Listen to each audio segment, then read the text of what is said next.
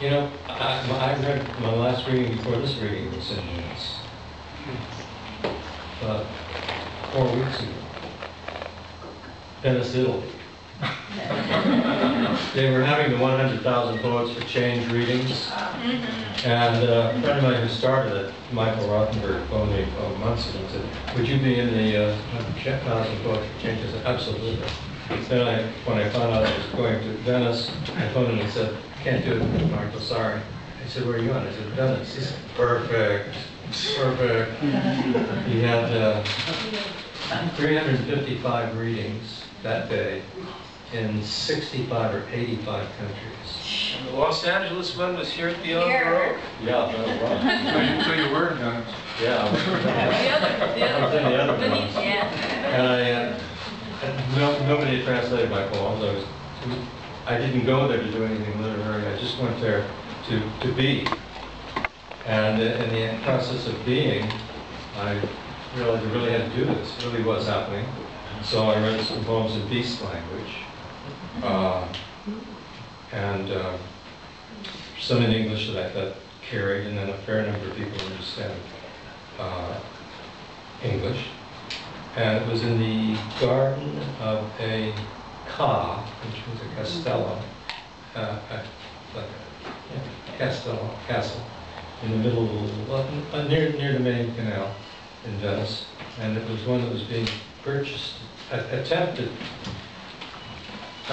A German company was attempting to purchase this castle to turn it into a hotel. The students objected, and they squatted and took over the Tron and won. And it is now part of the university.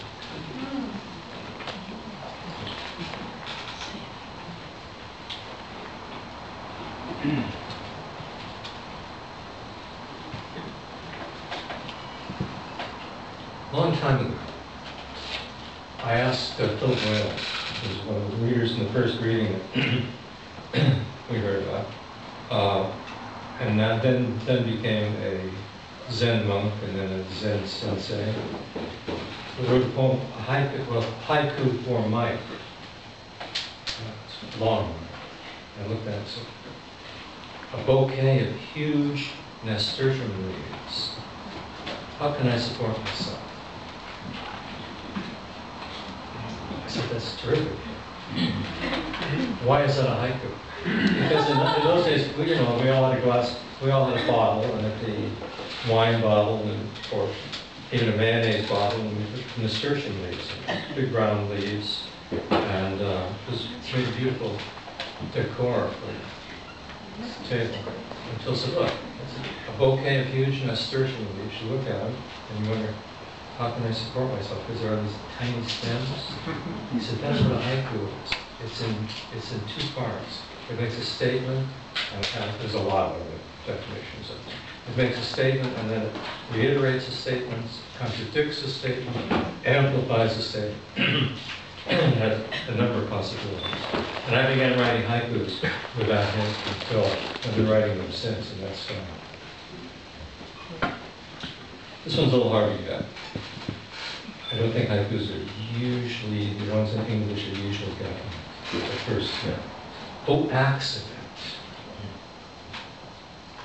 Oh, accident. Oh, perfect, crushed snail. Like a star gone out. Oh, accident. Oh, perfect, crushed snail. Like a star gone out. A living being gone out. Star gone out. Crushed. An accident.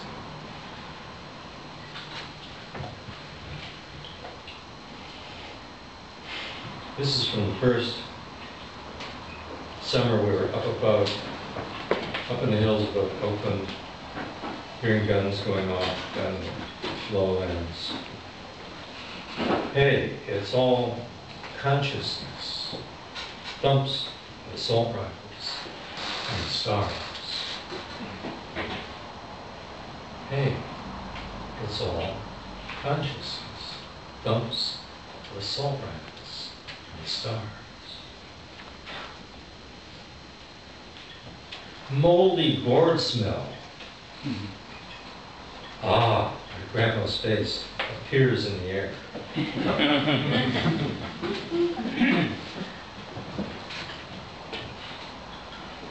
Oh, hummingbird shadow on the blue-black plum. No summer lightning, though.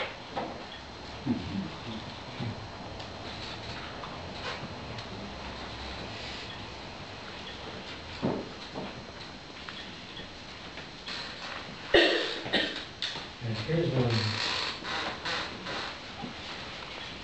It's a short poem, Ken.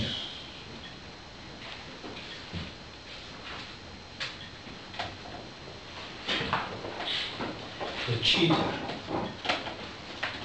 See the face of a beautiful and highly intelligent child in the profile of the cheetah.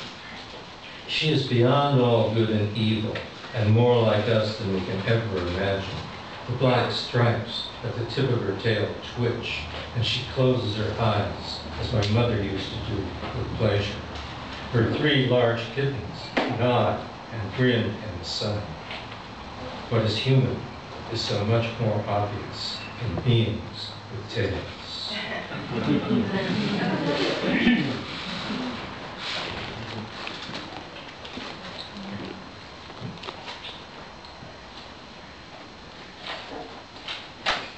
And this, I have had 2 books this year. This is like sort of like a regular book that New Directions publishes in mine every few years.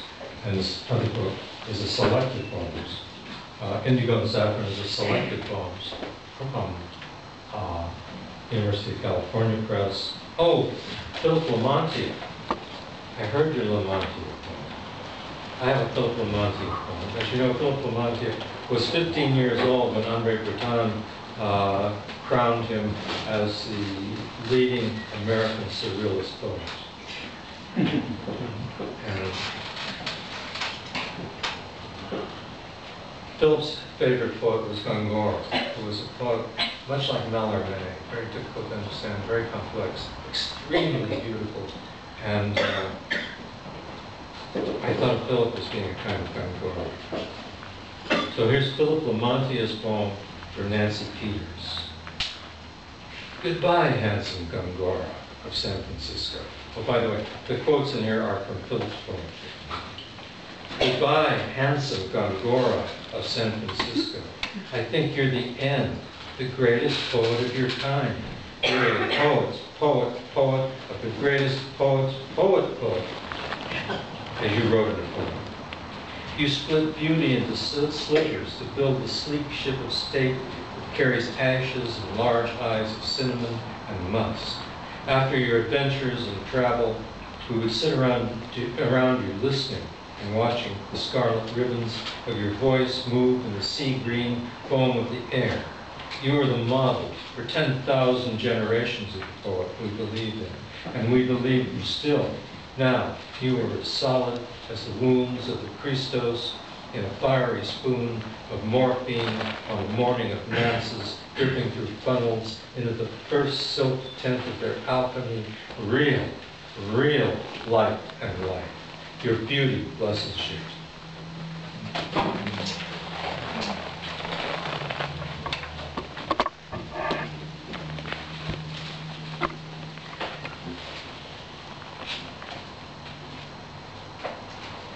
Miro knows it is all play, and Pollock understands the unconscious power. Consciousness rises up in an infinite shape of Baudelaire's bat wings, ospreys over fjords, bobby soxers, the smell of tangerines being peeled, and a squirrel tooth dug from a coyote scat. It's a breeze to conceive of violets rising in microtubules of neurons and apricot trees and a tiny dark fly moving randomly in front of the screen. How long has she waited to say that no bodhisattva can imagine mind or soul or matter? And I always laugh with you. You are so strong and delicate. After Zazen, sitting on the black cushions, your wise face invents endless love in me.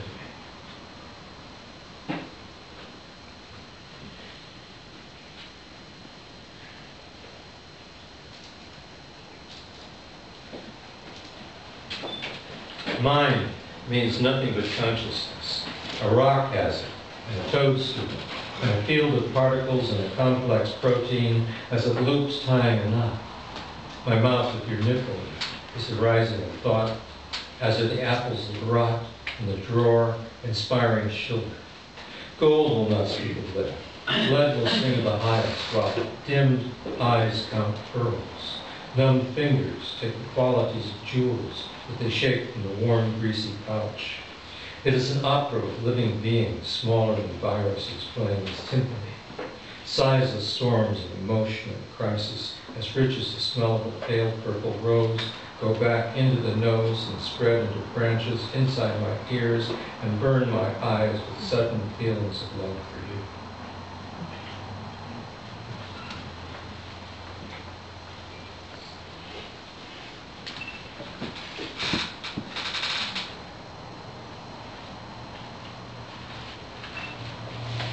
Now I understand.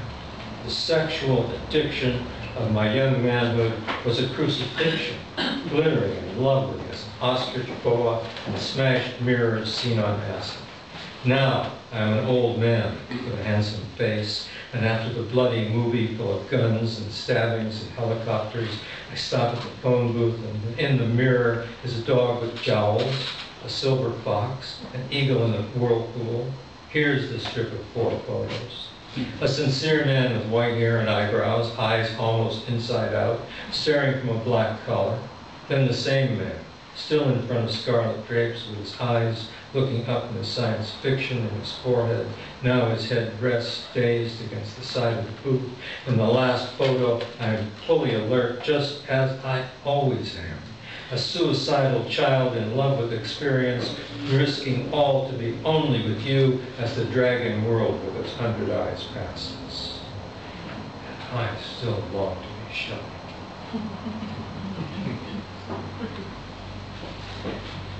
My God. My God. No. My God. Don't, my God, do this to me. I'm an old man made of wheels of spinning flesh. I'm here, I'm there. I'm a blooming apple tree and a giant squirrel of childhood vanities.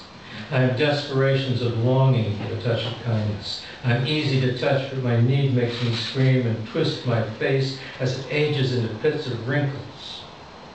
I imagine Himalayan blackberries and striped honeybees and bare loves that walk naked through life. Let me die back then in childhood or young manhood before this heroic, muscular, meatly courage to go on living. You brought me to this. Incommensurable and incomprehensible are the best of poetic creation. That's a quote from Goethe. Incommensurable and incomprehensible are the best of poetic creation, the old man sings. The galaxies are a river seen from this direction. The child's nose is all black behind the eyes, and the flesh is a swirl, and Goethe knows it also as he sings. In his mind's eye is a bust of himself, scalpeled on a boulder of scarlet marble. Oldsters and boys both desire to be super Goethean as I did, swimming in string theory and the mitochondria of mysterious beings distracted by the loves and treacheries and by fumes of liqueurs of creation and new drugs which were clear and solid as a touch of violence. Now at last I'm here, loving only you with your lynx eyes and displaying myself as a sensual and wrinkled crisis.